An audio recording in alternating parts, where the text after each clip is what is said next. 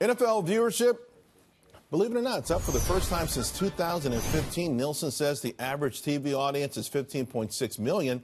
It's up 3% compared to the same time last year. Joining us now, Jason Whitlock, Speak for Yourself host. Jason, we're only 5 weeks into the season, but it looks like maybe some of these controversies are fading away. Yeah, I think the controversies have definitely faded away. I think the anthem protest deal has been reduced down to a handful of guys that want to build their Twitter brands and want to, cater to social media and Twitter. But look, there's 1,600, 1,700 NFL players. If 5 or 6 guys want to do some hey, look at me stuff during the national anthem, I think it's easy for the television networks and for viewers to just ignore it and move on. And so I think that's what's happened.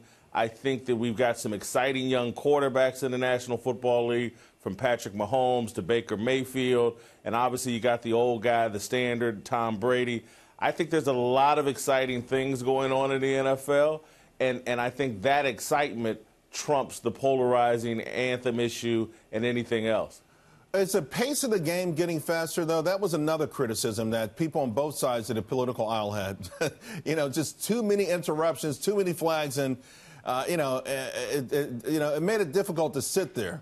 I do think the flag situation is still a bit of an issue, but not as much. I think during the preseason they were calling a lot of these helmet hits and really trying to soften the game up. But once the regular season started, they backed away from that. But yeah, we've seen a lot of games with flags. I think a lot of that, particularly early in the season, has to do with you're just not as allowed to as practice as much as you used to in football. And so you see some sloppy play early in the season. But again, these quarterbacks are so exciting, and it's a league driven by quarterbacks, and there's so much young talent among these quarterbacks.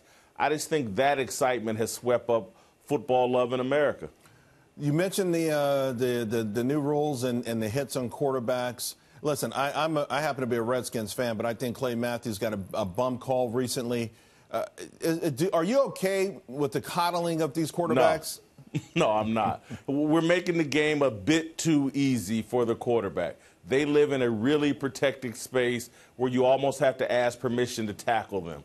Look, there's some risk and some danger to the game of football. The most important position in all of sports, the most elevated position in all of sports, shouldn't be this easy. And so I think there's, 5 or 6 guys on pace to surpass Peyton Manning's passing yardage record for a season, or at one point there was, and there's still a guy or two. But I think there may be 5 or 6 guys that may throw for more than 5,000 yards, and I think in the history of the NFL there had been 8, and 5 guys may do it this season.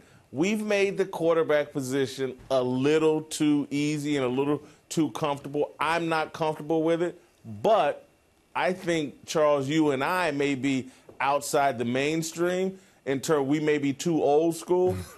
Based on the ratings, right. People love it. They just want to see these quarterbacks put up numbers. Is it too early for you to sort of guess or take a guess? I'm an expert, Charles. Are you about to ask me I'm a sorry, Super Bowl pick? I meant to say expert guess. Yeah, a Super Bowl pick right now.